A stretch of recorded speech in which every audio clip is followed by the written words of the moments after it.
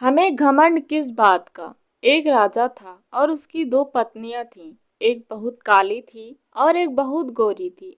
जो गोरी थी उसको अपने गोरेपन का बहुत घमंड था और जो काली थी वह बहुत भोली थी। उन दोनों में से एक समानता थी कि उन दोनों को कोई संतान नहीं थी। राजा बहुत दुखी रहता था क्योंकि उसको लगता था कि मेरी भी कोई संतान होनी चाहिए।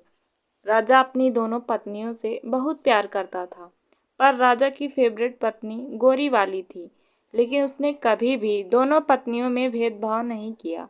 राजा की जो गोरी पत्नी थी वह बहुत घमंडी और झगड़ालू थी। घर के सब काम राजा की काली पत्नी से करवाती थी और वह बेचारी सब काम कर लेती थी, पर राजा को कुछ नहीं बताती थी। एक दिन राजा की दोनों पत्नियों का बहुत बड़ा झगड़ा हुआ और राजा की गोरी पत्नी ने काली पत्नी को महल से निकाल दिया। काली रानी ने राजा को सारी बातें बताई और राजा उसे कहने लगा कि मैं तुम्हारे लिए अलग महल बना दूंगा, तुम उस महल में रहना। फिर राजा ने महल के सामने छोटा महल बनवाया और उस घर में काली रानी को रहने बोला। एक दिन राजा दूसरे राज्य में घूमने के लिए जा रहा था, तो उसने अपनी दोनों पत्नियों से कहा कि तुम दोनों को क्या क्या सामान चाहिए, मुझे बता दो, मैं तुम दोनों के लिए लेकर आऊँगा। तब राजा गोरी पत्नी के पास गया और उसे कहने लगा कि तुम्हें बाजार से क्या चाहिए। तो वह बोली, मुझे मेकअप का सामान चाहिए। फिर वह काली पत्नी के पास गया और उससे कहने लगा कि तुम्हें बाजार से क्या चाहिए। फिर वह राजा से बोला कि मुझे एक छोटा बंदर लाइए। वह बोला, ठीक है, मैं लेकर आऊँगा, कहकर राजा वहाँ से चला गया। अगले दिन राजा दूसरे राज्य गया और उसने वहाँ से सारा सामान ले लिया और अपनी दोनों पत्नियों को उनका सामान दे दिया।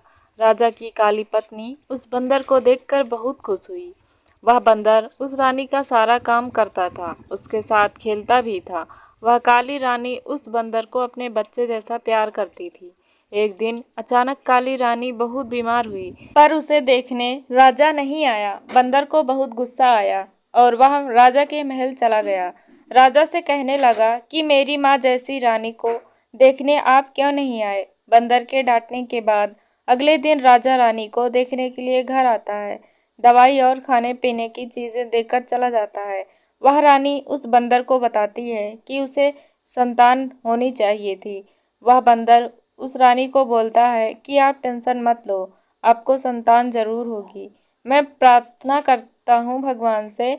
अगले दिन वह बंदर घर से गेहूं का आटा लेकर मंदिर जाता है और गेहूं के आटे को गूंथता है और उसमें दो आंखें, एक नाक, दो हाथ और दो पैर ऐसे बनाता है और भगवान से प्रार्थना करता है। भगवान उस बंदर की प्रार्थना सुनकर उस आटे के गोले को एक छोटा बच्चा बना देता है और उस बंदर बच्चे को देखकर बहुत खुश हो जाता है। बच्चे को लेकर काली रानी के गोद में दे देता है। काली रानी उस बच्चे को देखकर बहुत खुश हो जाती है, बंदर का शुक्रिया करती है। राजा को खबर मिलती है कि काली रानी को बच्चा हो गया। राजा बहुत खुश हो जाता है, उसकी खुशी का कोई ठिकाना नहीं रहता। ढोल नगाड़े लेकर रानी के घर जाता है, उसे महल आने के लिए कहता है। काली रानी खुशी से अपने बच्चे को लेकर महल जाती है और राजा उस गोरी रानी को घर से निकाल देता है और काली रानी को अपने पास रख लेता है। इस कहानी से हमें यह सीख मिलती है कि कभी भी किसी चीज़ का घमंड नहीं करना चाहिए।